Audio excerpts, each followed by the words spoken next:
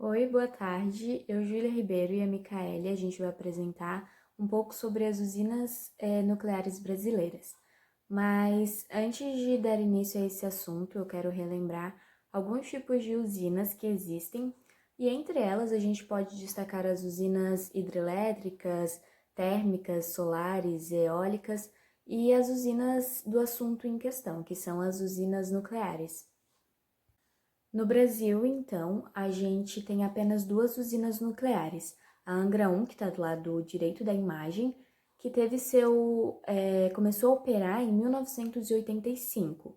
E a Angra 2, que está do lado esquerdo da imagem, e começou a operar em 2001. Juntas, essas duas usinas, elas são responsáveis pela produção de 3% da energia consumida no país. E além das duas que já estão em funcionamento, já estão operando, está sendo construída uma terceira usina, a Angra 3, que tem como previsão de funcionamento em 2026. Essas usinas, então, elas ficam localizadas na Central Nuclear Almirante Álvaro Alberto, em Angra dos Reis, no Rio de Janeiro. E esse local, ele tem seus motivos pelos quais ele foi escolhido para a implantação dessas usinas. O primeiro motivo é porque Angra dos Reis fica ali entre São Paulo, Rio de Janeiro e também Belo Horizonte, que são grandes centros consumidores de energia elétrica. Essas cidades têm um alto índice de consumo, então fica mais fácil de transmitir essa energia produzida ali, já que está tudo mais perto. O segundo motivo é porque é importante estar perto do mar para fazer o uso da água do mar na refrigeração, mas isso vai ser explicado mais para frente. Já sobre as estruturas das usinas, elas têm como objetivo a proteção do ambiente externo em relação à radioatividade que é gerada ali naqueles locais. E são chamadas de contenção essas paredes que envolvem, né, e que são projetadas para manter contidos os gases, os vapores que podem ocorrer ali durante o processo do reator. Em Angra 1, como dá de ver na imagem, a contenção ela é cilíndrica e com uma abóbada esférica em cima e uma embaixo. Já na Angra 2, a contenção ela é uma esfera, né? Uma contenção esférica. Usina nuclear se chama usina nuclear porque o calor para gerar o trabalho da usina é feita pela fusão nuclear, que é basicamente a quebra do urânio 235. Se chama urânio 235 porque são 92 prótons e 143 nêutrons dentro do núcleo desse átomo. Para gerar energia, ele tem que se quebrar, e para quebrar, basta um nêutron chocar com esse núcleo e ele se quebra, e quando se quebra esse núcleo desse átomo, libera muita energia e muito calor, fazendo com que o reator trabalhe, esquentando e tudo mais. Quando o nêutron choca e ele quebra, ele acaba liberando de 2 a 3 outros nêutrons, o que faz com que quebre outros átomos desse urânio 235, que é só chocar com outro átomo e quebra. Isso faz com que gere uma reação em cadeia e fique quebrando, liberando 2 a 3, quebrando, liberando de 2 a 3, e assim vai. Como funciona a usina elétrica? Basicamente, são 3 circuitos. No primeiro circuito, é onde fica o reator. O reator é onde acontece a fusão, que eu acabei de explicar, e gera o calor que esquenta a água que está dentro do reator. Basicamente, dentro do reator tem a água e apenas os negócios para acontecer a fusão. A água é totalmente pura, ela tem que ser H2O completamente pura.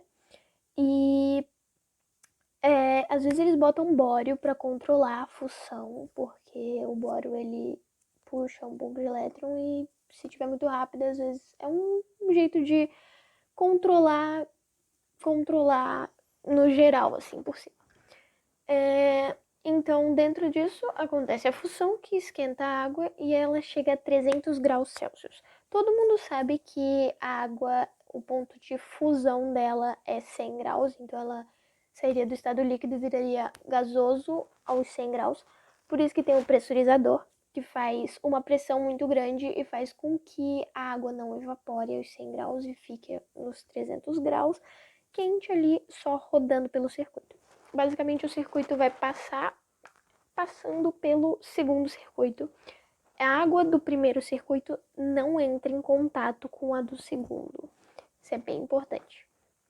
Aí ela só passa pelo cano, pelo circuito certinho ali, e passa pelo segundo. Chegando no segundo ali, né, não encosta, tem outra água no outro ambiente, que é tipo, basicamente o gerador de energia. A água tem que ser pura também, ela fica ali. Como vai passar água de 300 graus, vai esquentar muito, vai evaporar, criando vapor nessa outra água do segundo circuito. E esse vapor vai passar pelo segundo circuito também, passando pelas turbinas, que aí ativam ela e ela começa a rodar e cria a energia. Aí, depois que esse vapor, o excesso dele, tipo, ele vai estar girando, mas ele vai estar vindo toda a vida, que vai estar esquentando. Então, vai estar vindo, vai estar passando, vai estar rodando, criando energia. E esse excesso vai para baixo, que faz, chegando assim na terceiro circuito, que faz fazer o processo de condensação, que o vapor sai do estado gasoso e passa para o estado líquido, onde ele vira água de volta, passa de novo e fica fazendo essa volta toda. O terceiro circuito, basicamente, é a água do mar que fica circulando e faz com que o vapor resfrie de novo, que ele está quente, passou pelo lado quente, passou pela turbina, ativou a turbina, passou pelo circuito da água do mar, também não entra em contato, tá? É só passa por ali e vira água de novo e fica fazendo isso, basicamente é isso.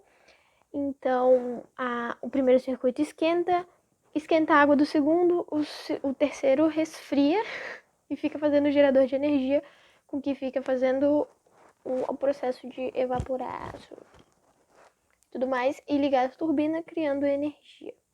Basicamente é isso.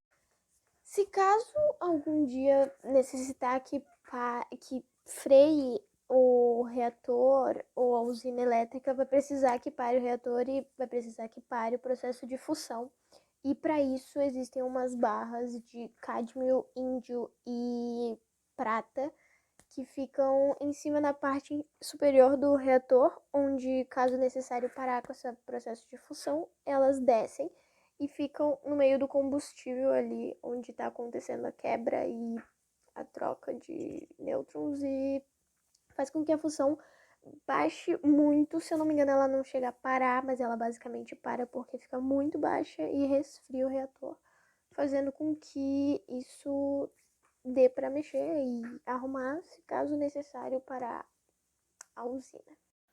E para finalizar, a gente não precisa ficar preocupado ou com medo que aconteça aqui no Brasil, nas usinas de Angra, o que aconteceu em Chernobyl. É claro que se as coisas saírem do controle, pode acontecer um grande desastre, mas por isso também medidas rigorosas de proteção são tomadas e acontecem até treinamentos de evacuação ali próximo da localidade onde ficam as usinas.